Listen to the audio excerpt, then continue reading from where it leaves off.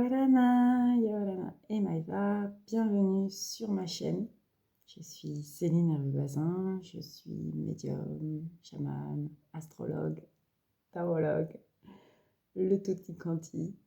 Je vous remercie d'être sur ma chaîne. Aujourd'hui, on va parler de la nouvelle lune du 15 juin avec 3 personnages qui vont nous la raconter. Le premier, attention, c'est Monsieur Gémeaux, qui va être le facteur. Ensuite, on va regarder le Verseau, qui va être l'incarnation d'un sage innovant, visionnaire, anticipateur. Nous allons parler du personnage de Socrate. Et on termine, last but not least, avec notre ami le Bélier, qui lui va nous parler d'un catcheur. Et on va revoir un Monsieur Bart, mais on va surtout parler de Monsieur Trump. Sur ce, à très vite. J'en profite pour vous remercier d'être sur la chaîne. Je vous remercie de vos likes, de vos commentaires, de vos abonnements. Je vois que ça monte petit à petit. Je vous remercie de faire des commentaires. Shama, au moment où j'ai commencé la vidéo, a surgi. Je ne l'ai pas enregistrée, alors que je m'étais promise que dès qu'elle surgirait, je l'enregistrerai. Bon, là, elle s'est installée en face de moi, donc voilà. Je pense qu'elle aime bien participer aux vidéos. Cette chaîne est là pour être communautaire, elle est là surtout pour faire passer des messages. Et donc aujourd'hui, on va parler de la nouvelle lune. Alors j'avais déjà fait un enregistrement sur la nouvelle lune. Et hier, j'ai eu cet appel d'en parler, mais on va dire à ma manière, la manière Céline. Je vais juste raconter une anecdote qui m'explique et qui explique ce qu'on va voir ensemble. En ce moment, je suis en train de déménager. C'est difficile de garder un ancrage quand on bouge autant et qu'on est sollicité par plein de choses, que tout est nouveau. Et j'ai médité sur cette notion de qu'est-ce qui me ressemble et qu'est-ce qui est important pour moi. Et en fait, ce que j'aime, c'est parler des astres, ça c'est sûr, j'adore parler des astres. Et j'adore les parler, avec ma casquette d'information et communication, ma casquette de docteur, mais aussi avec ma casquette d'écrivain. Et donc raconter des histoires. Donc c'est ce qu'on va faire aujourd'hui. Restez accrochés, on y va. Alors la nouvelle lune du 15 juin 2026, j'oublie les jours en ce moment, a lieu le matin. Ça c'est important. Elle a lieu à 4h54. Ça veut dire qu'à partir du moment où on rentre dans les énergies du week-end, donc dès le vendredi après-midi, ça va être l'heure de la publication d'ailleurs de cette vidéo, on rentre dans la préparation de cette nouvelle lune. Pour rappel, une nouvelle lune, c'est un moment où on vient de vivre une lune descendante. La lune qui vient de descendre a été très puissante en termes de redescente énergétique, donc ça provoque en fait un certain marasme et ça provoque pas mal de peur, de fatigue, mais aussi d'absence de prise de décision. On a peur de prendre des décisions en ce moment. Je ne sais pas comment vous le ressentez. Bien sûr, on est tous différents et ce n'est pas les astres qui nous déterminent, c'est juste une ambiance collective. Ce qui fait aussi, comme ambiance collective, comme il y a des peurs, on peut prendre des décisions à la hâte pour éviter de prendre la vraie décision. Donc ça, c'est une manière d'introduire ce qui se passe. Ce qui est bien, c'est de se dire, on a le week-end pour se poser. En général, la plupart du temps, le week-end, on est dans une ambiance un peu plus reposée, justement. On ne travaille pas. Ça dépend bien sûr des personnes. Je ne fais pas partie, par exemple, de ces personnes, puisque je travaille un petit peu tous les jours. Parce que mon travail, c'est ma passion, comme dirait Emar Sharif. Mais c'est important de comprendre cette ambiance-là. Et on est vraiment dans une nouvelle ère, une nouvelle saison énergétique qui caractérise un changement fort au niveau de notre manière de penser et surtout notre manière d'être en relation avec le monde. Donc maintenant, je vais vraiment, après avoir fait, on va dire, cette introduction de l'introduction, je vais essayer de vous raconter ce qui se passe à travers ces 3 personnages. Cette introduction, elle est importante parce qu'en fait, pour comprendre ces 3 personnages, c'est important de comprendre qu'ils nous tendent un bâton en ce moment pour nous préparer. Alors bien sûr, si vous tombez sur cette vidéo et qu'on n'est pas en nouvelle lune du 15 juin, c'est que c'est atemporel. Les messages, ils arrivent à un moment par rapport à un placement des astres, mais quand on les reçoit, même si on est en décalage dans le temps, c'est qu'ils ont quelque chose à nous apporter par rapport à soit ce qu'on a vécu ce jour-là et qu'on n'a pas conscientisé, soit ce que l'on vit en ce moment et qui n'a rien à voir avec les astres. Là encore, on a une liberté à l'égard des astres, qui est notre liberté de perception et un petit peu notre liberté de décision, notamment sur ouais, des choix c'est pas forcément des choix de vie, parce qu'on a des choix d'apprentissage importants dans notre passage sur Terre, mais je dirais des embranchements ou des choix de vitesse ou des choix d'espace-temps. Un peu le choix du véhicule, bien sûr, parce qu'on choisit notre incarnation, mais on a aussi le choix du chemin, et aucun chemin n'est mieux que l'autre. Le principal, c'est de percevoir la beauté de ce chemin. Bon, je m'arrête là. On rentre, comme promis, dans le premier personnage, le Gémeaux, le facteur. On y va.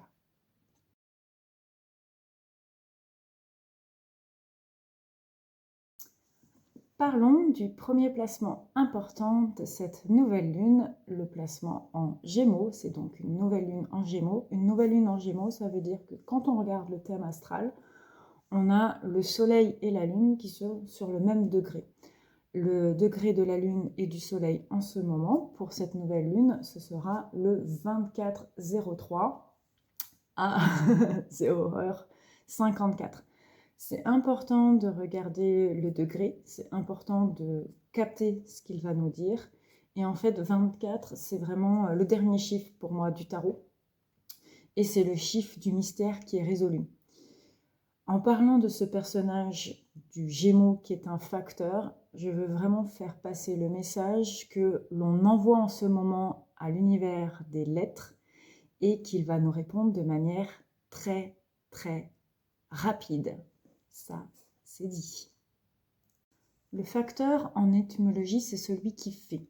Le fait de faire, c'est nous parler de la mise en action. Alors la mise en action, c'est pas se ruer dans les brancards et c'est tout de suite faire plein de choses. Le faire, c'est plusieurs manières. Déjà, vous l'entendez, le faire, en langage des oiseaux, il y a le mot faire, F-E-R. Le fer, F-E-R, c'est à la fois l'élément qui est dans notre sang et qui nous donne de l'énergie.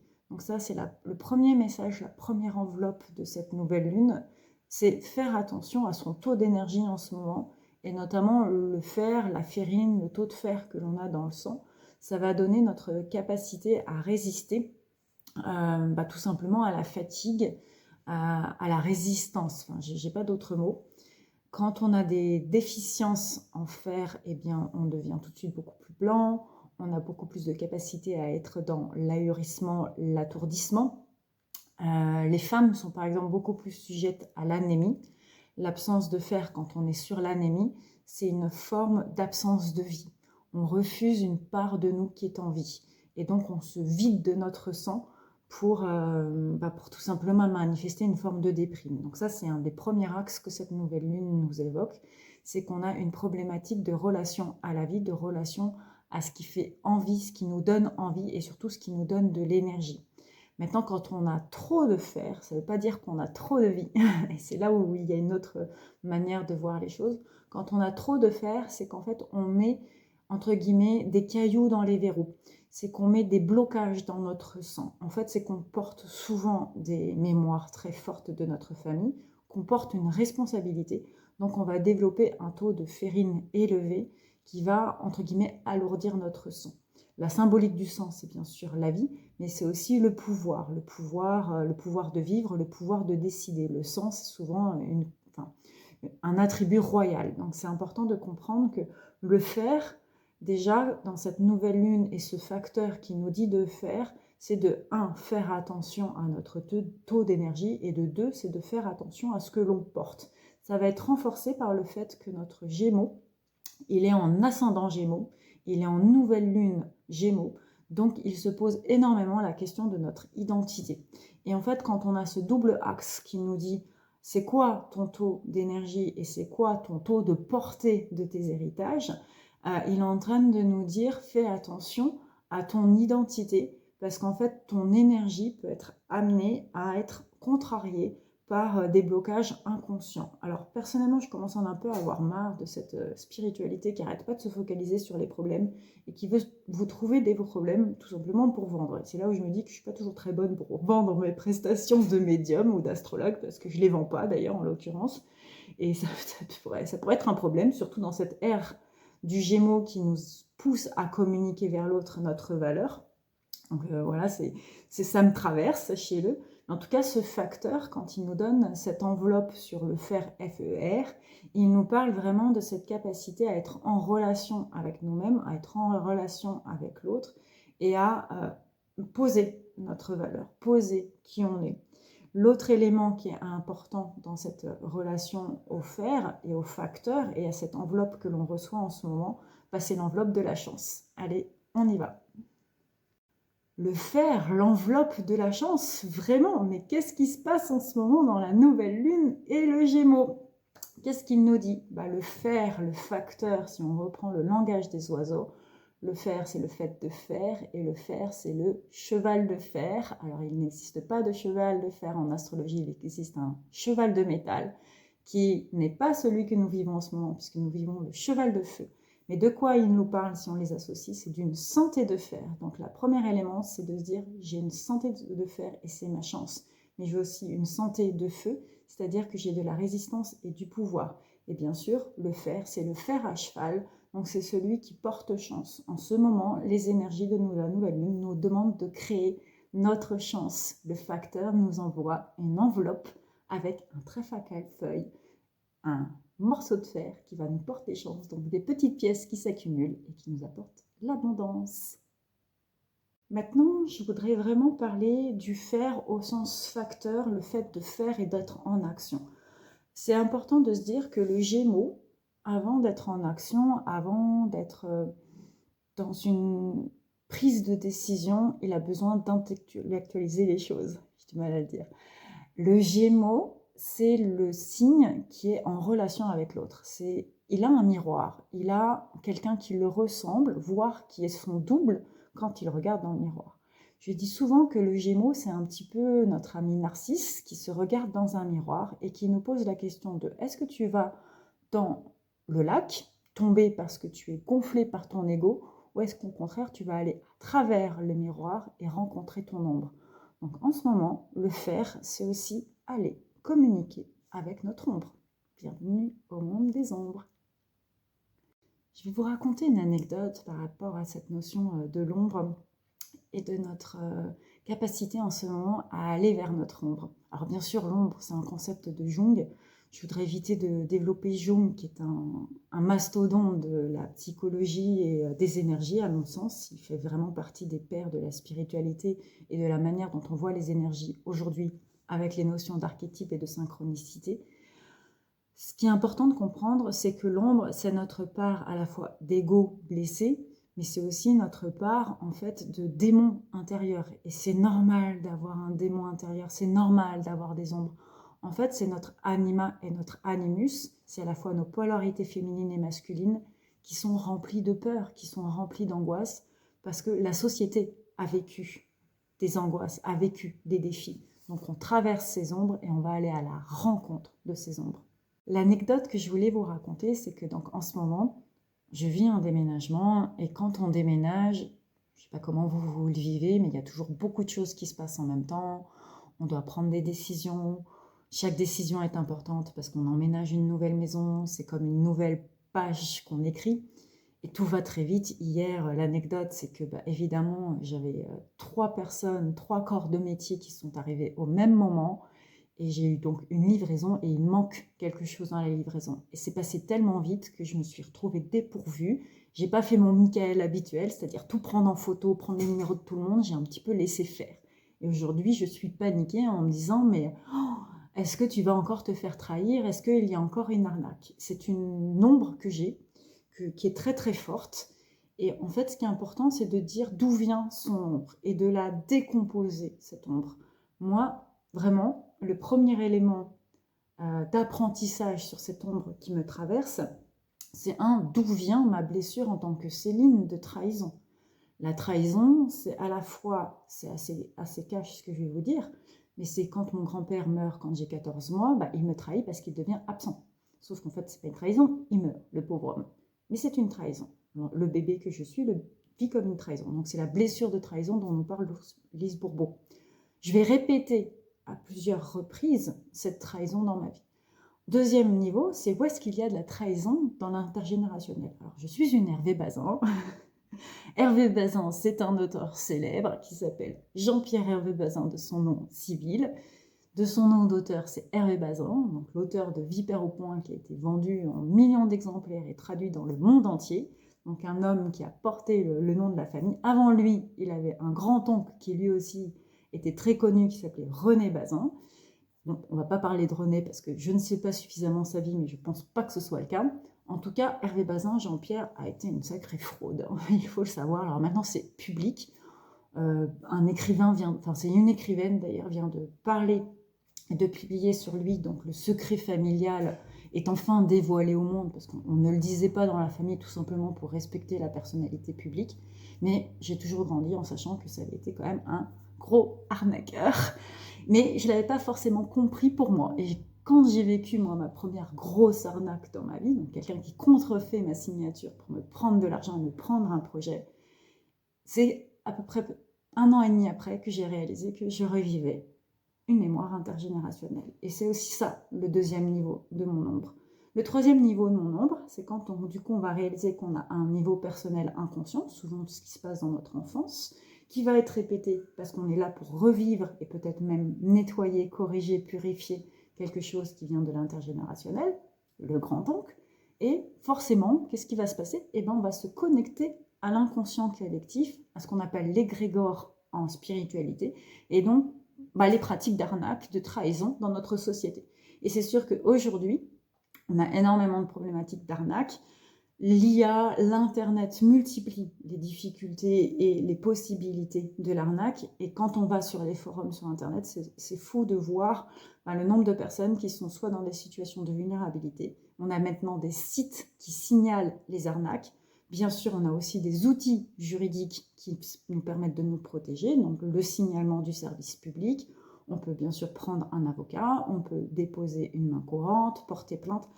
On a des systèmes de protection, mais on sait très bien que dans certains cas, même si on a cette protection juridique, judiciaire, on ne va pas forcément retrouver par exemple quelque chose de très matériel qui serait l'argent investi.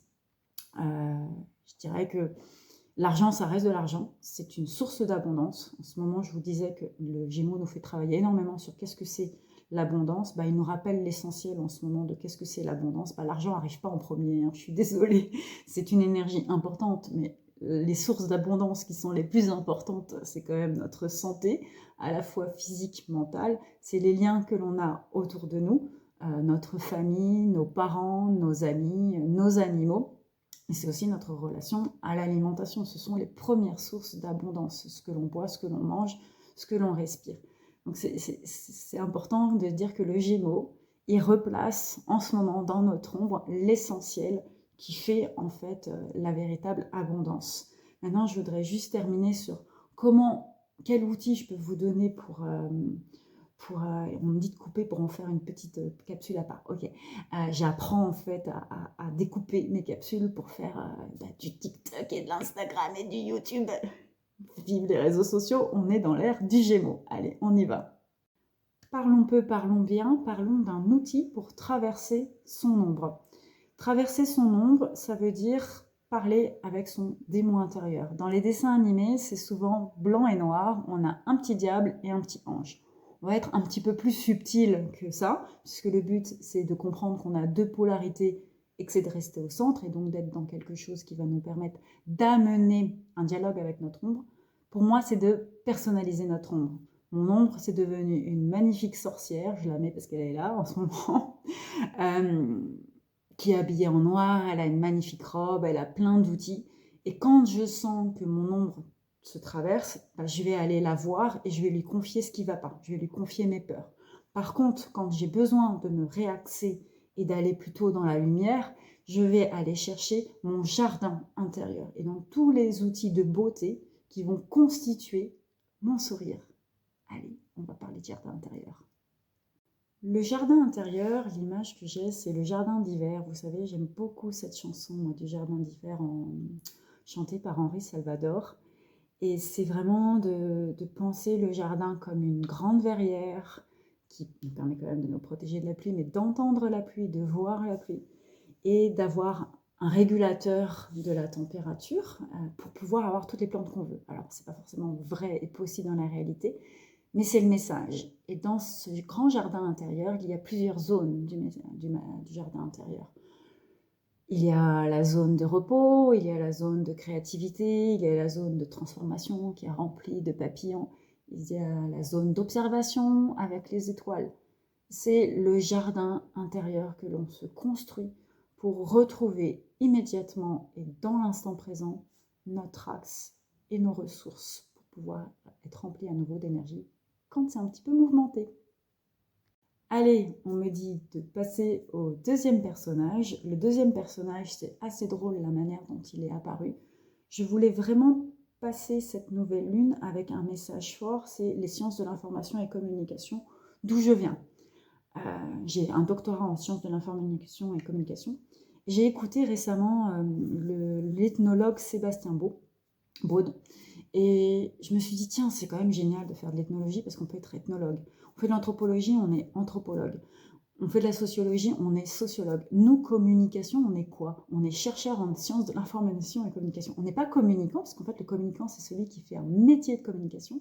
On n'est pas non plus médiologue, parce que la médiologue, c'est une médiologie qui fait partie des sciences de l'information et communication. On n'est pas sémiologue, sémiotique, on n'est pas linguiste, bref, on est quoi? On est communicatologue. Et oui, c'est ça. Bienvenue dans les communicatologues. Si je vous parle des sciences de l'information et communication pour replacer le personnage, c'est que le cheminement que j'ai eu avec l'invisible, avec les guides, avec l'amour, avec l'univers, c'était de dire, donne-moi une histoire pour raconter chaque placement important, les 3 placements importants pour moi dans la nouvelle lune. Et je suis passée par plusieurs étapes. J'ai d'abord eu cette idée du crieur, qui est la personne qui tend, vous savez, les journaux au 19e siècle, 20e siècle, et qui appelle, et il est innovant et visionnaire parce que c'est le premier qui a l'information.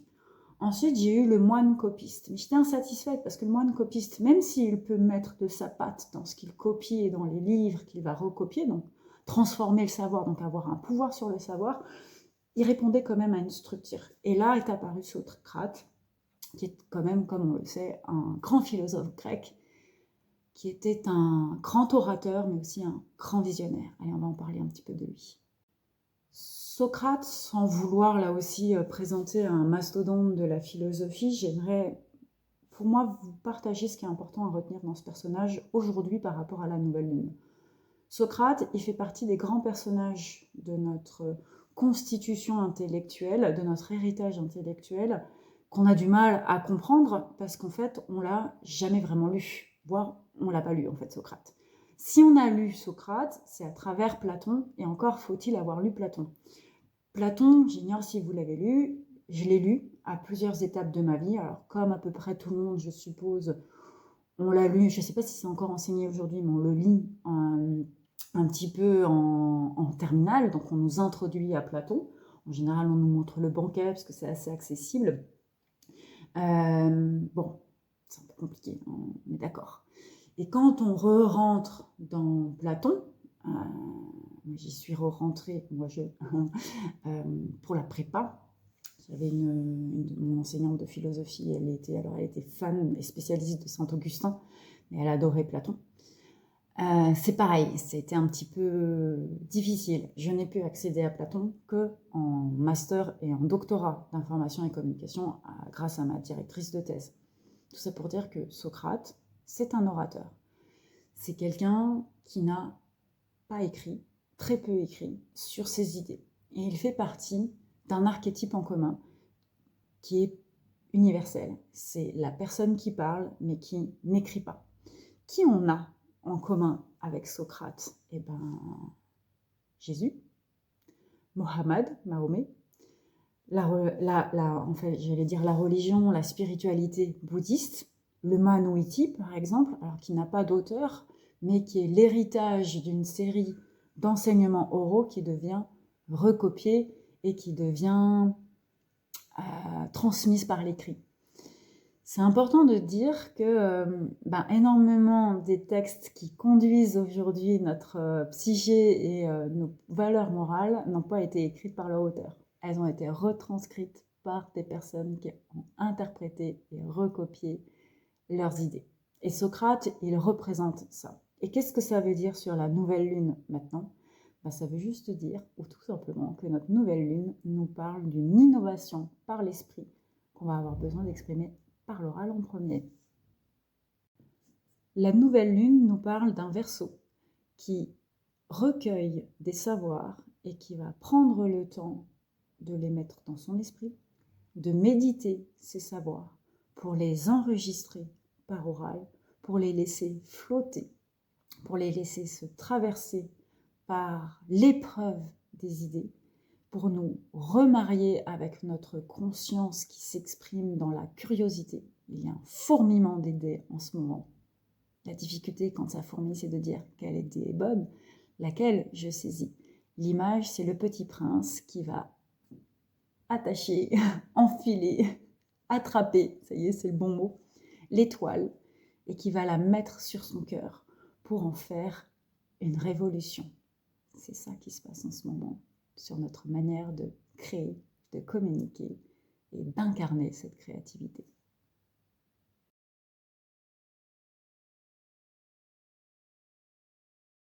Ce que ça veut dire, c'est que notre ami Verseau est comme un Socrate. Il a une capacité visionnaire à voir notre société. Si Socrate, pour moi, a un enseignement important, c'est qu'il nous parle de la cité. Il nous parle de qu'est-ce que c'est être citoyen. Il nous parle de qu'est-ce que c'est l'agropolis, l'agora, la capacité à discuter ensemble pour évoquer et surtout décider de ce que nous voulons pour notre espace commun.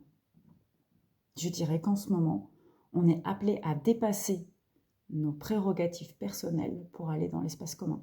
Et on a bien compris que c'est difficile et que tout est fait pour tendre cet espace commun et nous ramener à notre ego et à nos peurs, étant donné qu'on nous met sous pression sur énormément de ressources. Et qu'est-ce que c'est l'abondance ? On en revient sur l'enseignement du Gémeaux que j'ai abordé.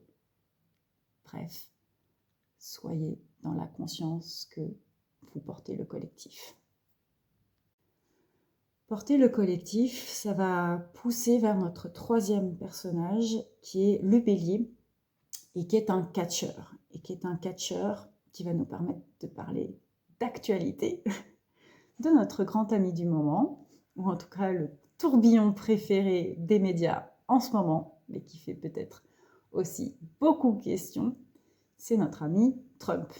Ou pas ami d'ailleurs, peu importe. Allez, on y va. En sciences de l'information et communication, il y a un texte que j'adore personnellement enseigner à mes étudiants. C'est le texte de Roland Barthes sur le catch. Roland Barthes est un sémiologue, linguiste. C'est un des fondateurs des sciences de l'information et communication. Enfin, en tout cas, il fait partie des piliers, surtout des sciences de l'information et communication en France. Il a été, pour moi, précurseur dans la manière d'analyser des publicités, mais surtout dans la manière d'investir ce qui est mythe, mythologie, qui est le titre d'ailleurs de son ouvrage, où dans plusieurs, on va dire, petites histoires, images fortes, mythes forts, il va nous parler d'une forme d'inconscient collectif et de reliance, donc de lien entre les personnes autour d'un imaginaire commun. Et le texte qui est fort, c'est le texte du catcheur. Alors, qu'est-ce que c'est un catcheur ? Un catcheur, si vous n'avez jamais regardé un match de catch, quelqu'un qui porte une ceinture, qui a plus ou moins des pectoraux, qui a des gants sur les mains, qui va sur un ring. Donc oui, il est le copain de la boxe, sauf que contrairement à la boxe qui est une performance sportive, je ne dis pas que le catch n'est pas une performance sportive, c'est un petit peu sportif aussi. La différence, et elle est très importante, c'est que le catch, c'est un spectacle. On est là pour mettre en joie, mettre en vie la foule et on va haranguer la foule, c'est-à-dire qu'on va être en contact avec la foule.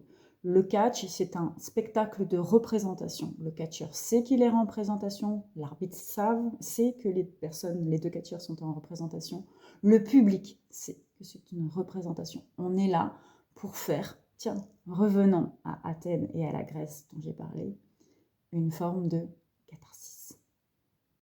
Le catch, le match de catch, quand on regarde son dispositif, sa manière d'être, c'est un carré qui est au milieu d'une foule qui va applaudir, s'enflammer pour le combat. Ça rappelle les arènes de Rome et ça rappelle le spectacle des gladiateurs. Gladiateurs, un film que j'aime beaucoup parce que la musique est géniale et c'est une musique qui aujourd'hui a traversé notre société et qui est encore dans notre mémoire. Mais ce qui est important, c'est de se rappeler que les gladiateurs, c'est une histoire de vie ou de mort. Le catch, c'est pas une histoire de vie ou de mort physique, c'est une histoire de vie ou de mort symbolique. Et c'est la métaphore de la victoire. Pour moi, le catch, et surtout quand Barthes en parle dans son texte, c'est vraiment de dire cette notion de on accepte l'illusion, on accepte la mise en scène de soi, le persona chez Jung, pour pouvoir être en interaction avec le collectif et obtenir l'approbation de la foule. Ce qui est très fort dans l'image du catch, c'est combien aujourd'hui c'est contemporain. Et ça va me permettre de parler de Donald Trump, donc président actuel des États-Unis, qui a été élu une première fois et qui a connu une défaite face à Joe Biden et qui a été donc à nouveau élu, donc deuxième mandat en ce moment aux États-Unis.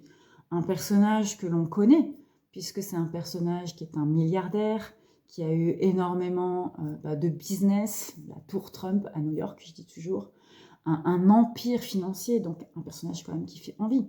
Dans notre société qui parle d'argent, qui parle de capacité à faire des milliards, capacité à bâtir un empire commercial. Trump, c'est aussi les Simpsons.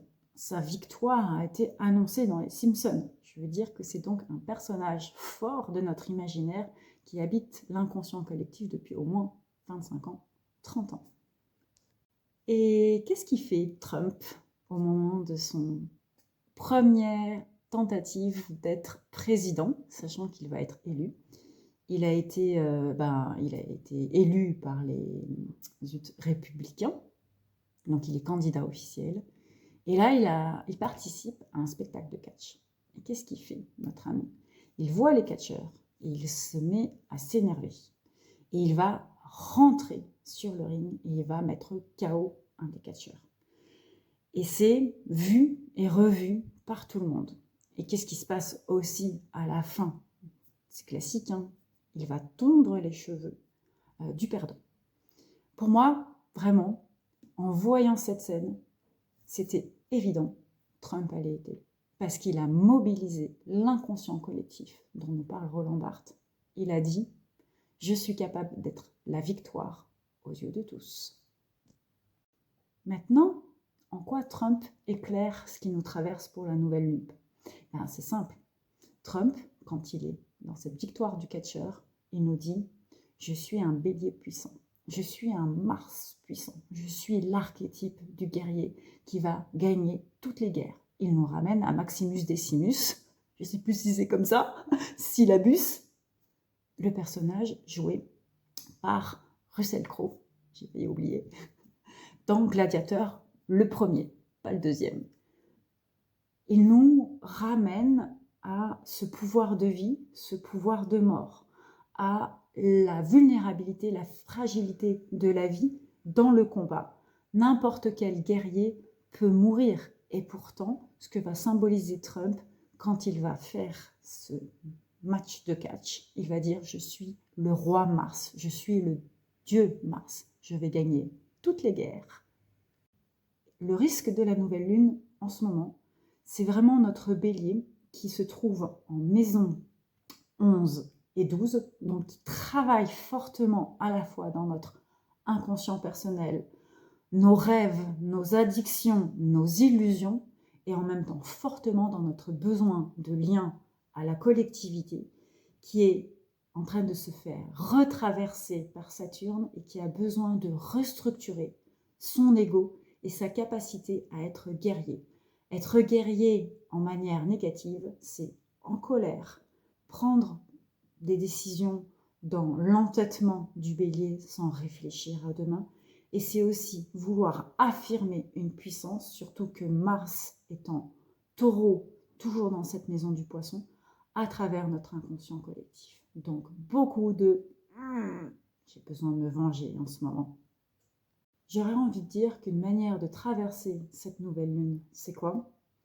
C'est de penser, peut-être, si on n'aime pas Donald Trump, à Donald Trump et de se positionner par rapport à lui. C'est comme si on était sur un match de catch, dans un ring avec Donald, et qu'est-ce qu'on fait? Et qu'est-ce qu'on veut incarner? Personnellement, j'ai cette image de Donald Trump est dans un match de catch avec Gandhi, Mahatma Gandhi, et qu'est-ce qui se passe? À votre avis, qu'est-ce qu'il fait, notre ami Gandhi, s'il est face à Trump? Ben, on sait très bien que ce personnage de paix va se mettre face à lui, va s'asseoir, va prier, va méditer et va, entre guillemets, imposer ou en tout cas déployer la force tranquille, la guerre par le silence, la guerre par la télépathie, la guerre par la sagesse et par la paix. Bref, nos trois personnages de la nouvelle lune nous parlent. Premièrement, c'est quoi ton miroir? Quelle est ta source de vie, d'énergie? Quels sont les blocages qui t'empêchent d'être dans cette source d'énergie?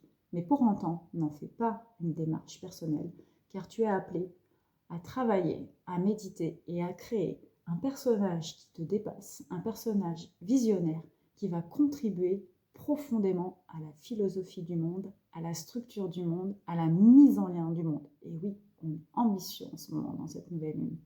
Et tout ceci servi par ton persona, ta capacité à être en lien avec le public qui a besoin en ce moment non pas de faire la guerre, mais au contraire d'affirmer la force tranquille du guerrier qui sait où il va et qui sait rester axé pour une émotion simple, un sentiment profond et un mécanisme de vie, la paix. C'est beau. Voilà pour cette nouvelle lune, j'espère que ça vous a plu, que vous avez apprécié. C'est découpé, je vais le mettre ensemble au montage, ça va faire une vidéo plus rythmée.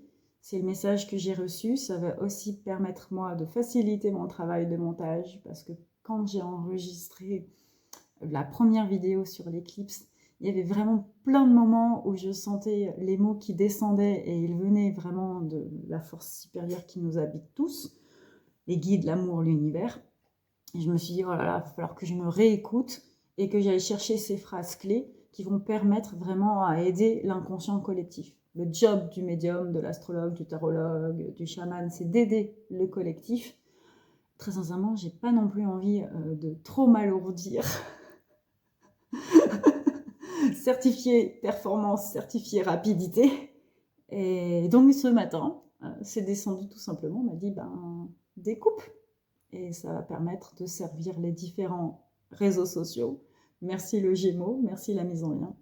Et de rendre aussi cette vidéo un peu plus animée. Alors on verra si je fais des transitions, vous savez, fun, parce que les logiciels de montage, ils font plein de trucs marrants. Je n'ai pas non plus envie de trop m'alourdir. En tous les cas, ça va, voilà, j'espère rythmer, permettre de mieux poster des choses courtes, parce que j'ai bien vu que ça plaît. Et puis, je trouve que l'exercice est sympa. Moi, ça m'a plu aussi. Voilà, je vais terminer par l'essentiel. Surtout, continuez de liker, de vous abonner. Merci, merci. C'est gratuit, c'est facile. Même si quand c'est gratuit, c'est le produit. Bienvenue dans le marketing. C'est une manière, moi, de vraiment soutenir mon travail. J'ai l'objectif de dépasser les 1000 abonnés. Et à partir de là, je pourrais, on va dire, mieux m'ancrer dans mes énergies. Je propose également des consultations donc en astrologie, en tarologie et ce qu'on appelle des consultations médiumniques, à la fois le soin énergétique où on ne parle pas et je vous recalibre, et le soin médiumnique chamanique, là où on fait des exercices de déblocage. Donc c'est assez intense en termes de messages. Et je suis revenue aux deux propositions tout simplement parce que je sais que ça peut faire peur. Et en ce moment, comme on a peur de communiquer avec soi-même, Dixit, le personnage du Gémeaux, voilà, j'ai pas envie de recevoir l'enveloppe, donc j'accuse pas réception de l'enveloppe. Eh bien, c'est de se dire, ok, ces peurs vont traverser, on les accueille. On va juste travailler sur les énergies, parce qu'en travaillant sur les énergies, déjà, on fait pas mal de boulot, voire beaucoup de boulot, pour débloquer ce qui est important à débloquer. Donc, je vous souhaite vraiment de prendre le temps de cette nouvelle lune, surtout pendant le week-end. Et pour les Manoïtis qui m'écoutent, on va pouvoir retrouver la parole. Alors, ça y est, j'ai la date. À partir du 16 juin, on va pouvoir reprendre la parole, et donc ça nous permettra de méditer ensemble et de parler ensemble. Et pendant que je termine, j'ai vraiment très envie de vous montrer le chat dont la tête est en train de tomber gentiment sur son pouf qu'elle habite, son nouveau pouf, enfin, qui est quelque chose que j'ai récupéré, mais c'est nouveau pour elle. Je dirais que c'est, vous savez, le lâcher prise, c'est je me laisse aller à l'abondance et à l'appel de la psyché qui est très forte en ce moment. Sur ce, prenez soin de vous. Nana.